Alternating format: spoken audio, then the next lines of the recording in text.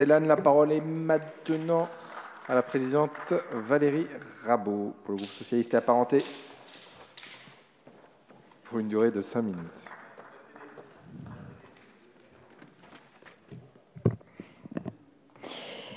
Monsieur le Président, Madame la Ministre, mes chers collègues, à la demande de mon groupe, nous débattons ce soir de la réforme du Code du travail qui a été introduite par les ordonnances du 22 septembre 2017.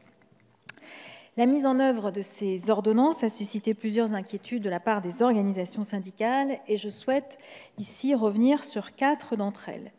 La première porte sur la mise en place d'un comité social et économique, le fameux CSE, dans les entreprises dont l'effectif est au moins égal à 11 salariés pendant 12 mois consécutifs.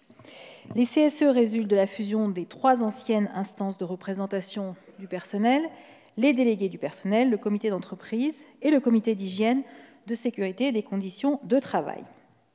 Ainsi, un élu du CSE doit donc désormais exercer simultanément les compétences qui étaient auparavant attribuées à 3 instances distinctes.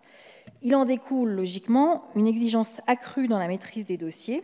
Si l'objectif affiché par le gouvernement était d'élargir les compétences des représentants du personnel afin de leur donner une vision globale des enjeux de l'entreprise, il semble au contraire que la concentration de ces responsabilités risque de dissuader de nombreux salariés à se présenter aux élections professionnelles, ce qui pourrait à terme ralentir le rythme de travail des CSE. Par ailleurs, il faut souligner qu'en même temps que vous demandez aux élus un investissement accru au sein des CSE, vous faites le choix, Madame la Ministre, de réduire les moyens qui y sont alloués, que ce soit en termes d'heures de délégation, de recours à l'expertise, de réduction des délais d'information-consultation, ou encore en interdisant aux suppléants de participer aux réunions du CSE en présence de leurs titulaires. Tous ces facteurs sont autant de freins à la montée en compétence des élus du CSE. Deuxième point, en ce qui concerne la santé et la sécurité au travail. Si les instances de représentation du personnel ont été fusionnées au sein du CSE, les ordonnances ont cependant prévu la possibilité de créer une ou plusieurs commissions santé, sécurité et conditions de travail à qui le CSE peut déléguer ses attributions en la matière. Il est évidemment encore prématuré de faire un bilan de ces fameuses commissions. Néanmoins, plusieurs inquiétudes exprimées par les organisations syndicales ont été soulevées.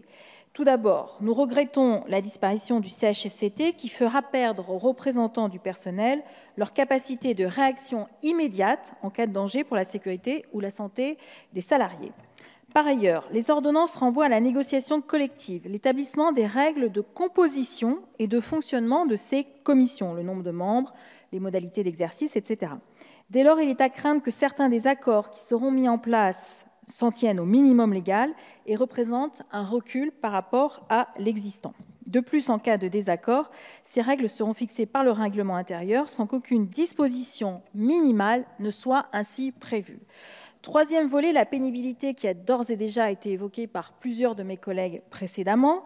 Hier, à l'occasion des questions au gouvernement, Madame la Ministre, nous faisions observer que, avec les règles précédentes, c'est-à-dire celles qui existaient en 2017, 800 000 salariés pouvaient bénéficier d'un départ anticipé à la retraite du fait de la pénibilité de leurs fonctions. Aujourd'hui, ce nombre de 800 000 tombe à 180 000, ce qui est une réduction extrêmement importante des droits des salariés. Enfin, dernier point, il concerne les accords de performance collective mis en place par les ordonnances et qui permettent d'aménager la durée du travail, la rémunération et les conditions de mobilité professionnelle.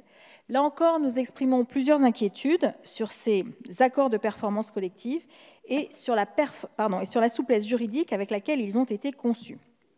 Tout d'abord, contrairement aux accords de préservation et de développement de l'emploi, aux accords de maintien de l'emploi qu'ils remplacent, ces accords de performance collective peuvent être conclus par des entreprises qui ne rencontrent pas nécessairement de difficultés économiques, laissant ainsi craindre le détournement de la finalité d'un accord, d'un APC, c'est-à-dire d'un accord de performance collective, afin de se soustraire aux obligations en matière de licenciement économique et de recherche de repreneurs.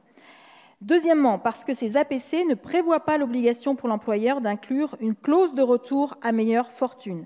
Ainsi, près des 3/4 des APC conclus sont à durée indéterminée, sans que l'employeur soit tenu d'y revenir ultérieurement, même en cas d'amélioration de la situation économique de l'entreprise, sauf si cela est précisé dans l'accord.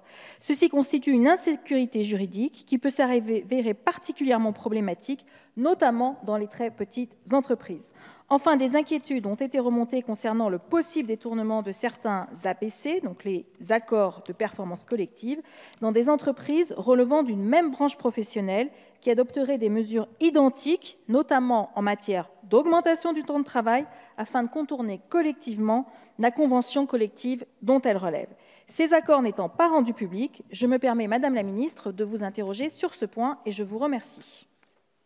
Merci beaucoup, Madame la Présidente Rabault. Nous allons terminer avec les orateurs des groupes.